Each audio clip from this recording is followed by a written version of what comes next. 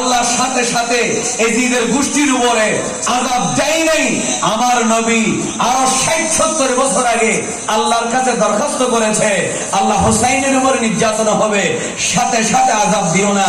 এরা না চিনলেও তাদের ছেলেরা একদিন বুঝবে, হোসাইন হোসাইন বলে কাঁদবে। আমি তাদের বাচ্চাদেরকে নিয়ে জান্নাতে যেতে চাই। একটু মহব্বতে বলবেন না সুবহানাল্লাহ?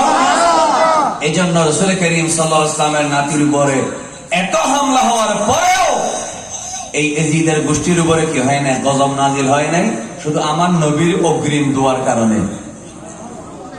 কি দোয়া? আগে ভাগে আমার নবী 50, 55, 60 বছর আগে দোয়া করে রাখছে, আল্লাহুম্মা আতিল হুসাইনা সাবরা ওয়া আজরা। আল্লাহ হোসেনকে সবর দাও, হোসেনকে আজর দাও। একটু জোরে বলেন মারহাবা। একবারও বলেন নাই আল্লাহ ইমাম হোসেন, একবারও বলেন নাই ইমাম হোসেনের হত্যাকারী যারা তাদেরকে আল্লাহ তুমি ধ্বংস করে দাও। আমার নবী একবারও একটু মহব্বতে বলেন না সুবহানাল্লাহ। কেন? কারণ রাসূল করিম সাল্লাল্লাহু আলাইহি ওয়াসাল্লাম ধ্বংস করার জন্য আসেন নাই, সৃষ্টি করার জন্য, বানানোর জন্য, দয়া মায়া বিলানোর জন্য এসেছেন। ঠিক কিনা? কোন সন্দেহ আছে? এই জন্য আমার প্রিয় নবী সাল্লাল্লাহু আলাইহি ওয়াসাল্লাম, তিনি, আমরা ওনাকে বলি জিন্দা নবী। এই হায়াতুন নবীর উপরে আমাদের বিশ্বাস আছে না নেই? এই জন্য আল্লাহ রাব্বুল আলামিন আরেকটা আয়াতের মধ্যে বড় চমৎকার করে বলেন, সূরা হিজরের ৭২ নম্বর আয়াতে আল্লাহ বলেন, লা'আমরুকা ইন্নাহুম লাফি সাকারাতিহিম ইয়ামাহুন। আল্লাহ রাব্বুল আলামিন বলেন, লা'আমরুকা হাবিব আমার, আপনার হায়াতের কসম। আপনারা যদি সুবহানাল্লাহ জোরে করে বলেন, আপনাদের কোনো অসুবিধা আছে? দেখি বলেন তো সুবহানাল্লাহ। আল্লাহ বলে, হাবিব লা'আমরুকা, আপনার হায়াতের কসম। সূরা হিজর ৭২ নম্বর আয়াত। আল্লাহ তাআলা আমার নবীর হায়াতের কসম করার কারণ হলো, এই দুনিয়ার জমিনে আমি আপনি যখন 40, 50, 60, 70, 80, 90 বছর বয়সে এই দুনিয়া থেকে চলে যাব, 2 বছর পরে যখন কবরটা ফাঁক করা হবে, হাড্ডি ছাড়া কিছুই দেখা যাবে। 50 বছর পরে করা হলে হাড্ডি গোড়া পর্যন্ত মাটির সাথে মিশে যাবে, কোন লাশের অস্তিত্ব থাকবে না। একটু জোরে বলুন আমাদের হায়াতের মালিককে। এবার জোরে বলুন আমাদের মৃত্যু দেওয়ার মালিককে। আল্লাহ রাব্বুল আলামিন কোরআনে সূরা জুমার আরেকটি আয়াতে বড় চমৎকার করে বলেন, ইন্নাকা মাইয়িতুন ওয়া ইন্নাহুম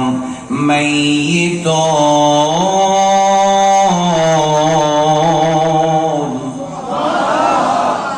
মাশাআল্লাহ, আপনারা এখন ইশারা করলে সুবহানাল্লাহ বলতেছেন, কত সুন্দর লাগতেছে মাহফিল। একটু জোরে বলেন আল্লাহু আকবার। এই যে কথা বললাম, একটু মনোযোগ দিয়ে শুনুন। আল্লাহ রাব্বুল আলামিন বলেন, হে আমার হাবিব, আপনি দুনিয়া থেকে চলে যাবেন, আপনারও কিছুক্ষণের জন্য মওত আসবে, আপনার কাছে আজরাইল আসবে, আপনার শরীর থেকেও জান বের করা হবে। এরপরে সমস্ত আপনার উম্মত এরাও মৃত্যুবরণ করবে। কিন্তু এই জন্য কেউ যদি মনে করে আমার বাবা মরে গেল, আমার দাদাও মরে গেল, নাউযুবিল্লাহ মিন যালিক, আমার রাসূলও মরে গেল, এই কথা যেন বলতে না পারে, এই জন্য সূরা হিজরের ৭২ নম্বর আয়াতে আপনার হায়াতের কসম করে আমি তাদেরকে জানিয়ে দিলাম, সমস্ত মানুষ মরে যাওয়ার পরে লাশটা মাটির সাথে মিশে যায়। তোমরা মদিনায় গিয়ে দেখো, আমার নবী এখনো মদিনায় জিন্দা রয়েছে। বলেন ইয়া রাসূলুল্লাহ, আরেকবার ইয়া রাসূলুল্লাহ সাল্লাল্লাহু আলাইহি ওয়াসাল্লাম। তাহলে আমরা একটা আয়াত পেলাম সূরা আনফাল, আর একটা আয়াত পেলাম সূরা হিজর। এই ইন্নাকা মাইয়াতুন ওয়া ইন্নাহুম মাইয়াতুন, এটা সূরা জুমার। একটু জোরে বলেন মারহাবা। তাহলে মওতের মধ্যে বেশ কম আছে না নেই? কথা বলেন আছে না নেই? আল্লাহ তাআলা আমাদের সবাইকে বোঝার তৌফিক দেয়, আমিন। আরেকটা কোরআনের আয়াত আছে, ওয়াসবির। আমি একটা হাদিস শরীফ বলি, আবু দাউদ শরীফের হাদিস। এই হাদিসটা বর্ণনা করেছেন হযরত আবু হুরায়রা রাদিয়াল্লাহু তাআলা আনহু। একটু জোরে বলেন মারহাবা। বড় চমৎকার হাদিস। আমার প্রিয় নবী সাল্লাল্লাহু আলাইহি ওয়াসাল্লাম বলেন, হে আমার উম্মতরা, মা মিন আহাদিন ইউসাল্লিমু আলাইয়া ইল্লা রাদ্দাল্লাহু তাআলা ইলাইয়া রূহি হাত্তা আরুদ্দ আলাইহিস সালাম। সুবহানাল্লাহ। এই হাদিস 2041 নম্বর হাদিস। কিতাবের নাম কি? আবু দাউদ শরীফ। বলেন কোন শরীফ? আবু দাউদ শরীফ। এই আবু দাউদ শরীফ এটা আমরা সুন্নিয়া মাদ্রাসায় জামিয়া আহমদিয়া সুন্নিয়া আলিয়ায় আমাদেরকে দুইজন উস্তাদ পড়াইছেন। আল্লামা মুফতি ওসি রহমান আল কাদেরী মুদ্দাজিল্লাহুল আলী, আল্লাহ তাআলা আমার উস্তাদের হায়াত দারাজ করুন। আরেকজন পড়াইছেন আল্লামা হাফেজ সুলাইমান আনসারী মুদ্দাজিল্লাহুল আলী, আল্লাহ আমার উস্তাদের হায়াত দারাজ করুন, আমিন বলেন। এভাবে সিয়াসিত্তার আবু দাউদ শরীফ পড়ানো হয়। আরো আশ্চর্যের ব্যাপার, কওমি মাদ্রাসা থেকে যারা দাওরা হাদিস পাশ করে তারা আবু দাউদ শরীফ পড়েন।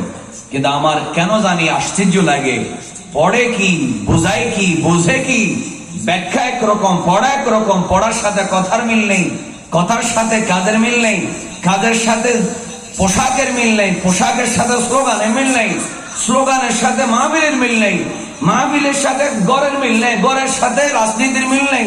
এটা এক আজব জাতি। অথচ আবু দাউদ শরীফ এটা কওমি মাদ্রাসায় পড়ানো হয়।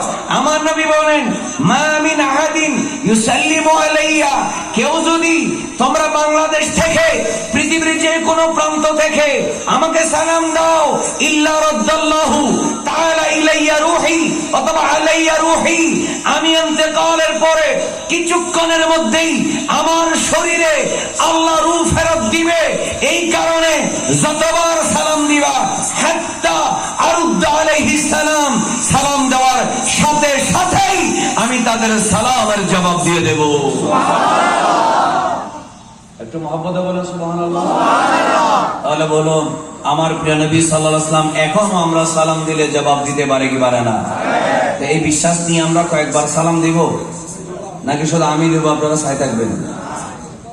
আসসালাতু বলেন, আসসালাতু ওয়াসসালামু আলাইকা ইয়া রাসূলুল্লাহ। সবাই জোরে জোরে, আসসালাতু ওয়াসসালামু আলাইকা ইয়া হাবিবাল্লাহ। জোরে, আসসালাতু ওয়াসসালামু আলাইকা ইয়া রাহমাতাল লিল আলামিন।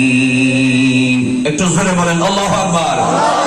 আল্লাহ এইভাবে ভক্তি ভরে আমার প্রিয় নবী সাল্লাল্লাহু আলাইহি ওয়াসাল্লামকে আমাদের সালাম দেওয়ার তৌফিক দান করুন, আমিন। আচ্ছা বলুন, যে নবীর কলমা ১,৫০০ বছরের আগের কলমা চেঞ্জ হয় নাই, যে নবীর নামাজের ভিতরে সালাম ১,৫০০ বছর আগে সাহাবায়ে কেরাম যেভাবে পড়েছেন, নামাজে সালাম দিয়েছেন, সেই সালামটা চেঞ্জ হয় নাই, আযান চেঞ্জ হয় নাই, আপনার ইকামত পরিবর্তন হয় নাই। এমনকি এখনো সালাম দিলে যে নবী সাল্লাল্লাহু আলাইহি ওয়াসাল্লাম রওজা থেকে জবাব দিতে পারে, শুধু তা না, আমরা কিছুক্ষণের মধ্যে এটাও বুঝবো যে প্রিয় নবী সাল্লাল্লাহু আলাইহি ওয়াসাল্লাম আমার আপনার কবরে আসতে পারে। বলুন, সেই নবীর কি মৃত্যুবার্ষিকী করা যাবে? বলেন না, মৃত্যুবার্ষিকী করা যাবে? আওয়াজ করে বলেন, সেই নবী এখনো রওজায় জিন্দা আছে কিনা?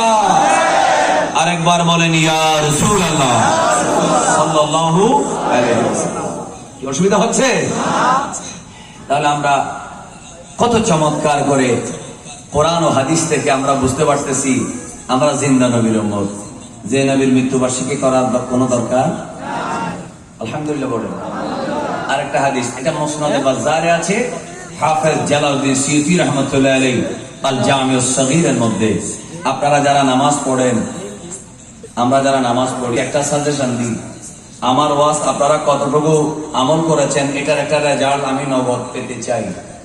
নগদ। একটু সবাই বলেন, হেদায়েতের মালিক কে? হেদায়েতের মালিক আল্লাহ। কিন্তু আপনি যদি বলেন আমি যত হুজুরে যত সুন্দর করে, যত টান দিয়ে, যত কোরআন হাদিস দিয়ে বুঝায়, যত হেদায়েত করুন না কেন, আমি নামাজ পড়বো না, তাহলে তো আর হবে না। আপনাকে ইখতিয়ার, আপনাকে ইচ্ছে করতে হবে হেদায়েত পাওয়ার, ঠিক কিনা বলে না? এজন্য আল্লাহ তাআলা বলেন কোরআন শরীফের মধ্যে, ইন্নাল্লাহা লা ইউগাইয়িরু মা বিকওমিন হাত্তা ইউগাইয়িরু মা বিআনফুসিহিম। যে নিজেকে কি করে না, পরিবর্তন করে না, আল্লাহ তাকে পরিবর্তন করে না। এজন্য সবাই একবার আমার সাথে ওয়াদা করবেন, যারা এখন এশা